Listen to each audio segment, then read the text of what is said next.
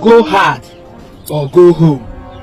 I am back home. Omo, free food na atoka. Matankama. Look at this video. This is a yam ban.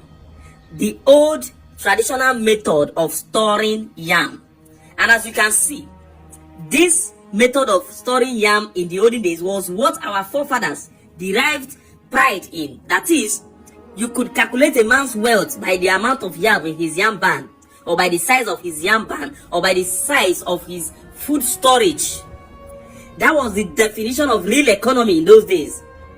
Just take a look at this yam ban and see how massive it is. Now, considering the price of a yam, a tuber of yam today in the market, I want you to look at the yam in this particular ban. Use your eyes, just use your eye calculator. As at today now, a tuber of yam in Nigeria, the small one, can get like 3,000 something, 4,000 and thereabout. So use your eyes, calculate how much is here. Now, according to this lady, she said all the small one are actually the best one to eat. Excuse me, that I don't know. This is the first time I've seen those kind of yam.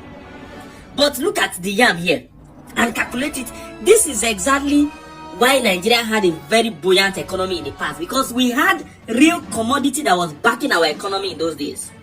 Real economic activities, real production that was happening that matched to the economic reality of those days. But today, we have eaten up everything we have. Now, do you know that the state of Texas in the United States of America, their GDP depend mostly on agriculture? The state of Texas, which is one of the largest states in America, their GDP depends on agriculture.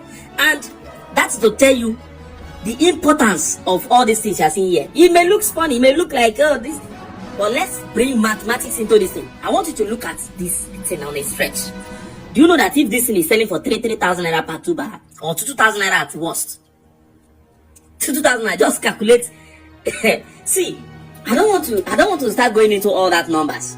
But there is something you need to know.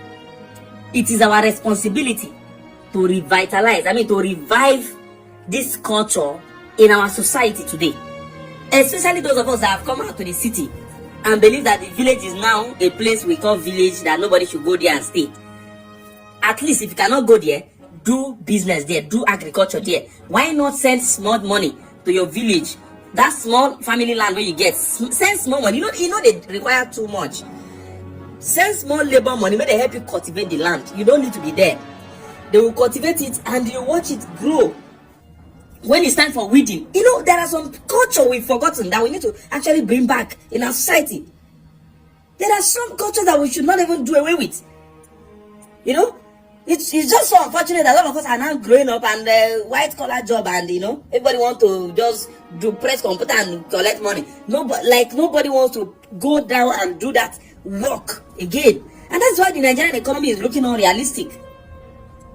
Yes, no matter how you manipulate the exchange rate, it will still come back to the reality of fact, which is that there is no commodity that is backing up this currency. We don't have commodity backing it up. The commodities we have are failing. People are now living crude oil, petrol, and they are fading in the market. So even if you say want to leverage on gas, how long will gas sustain us?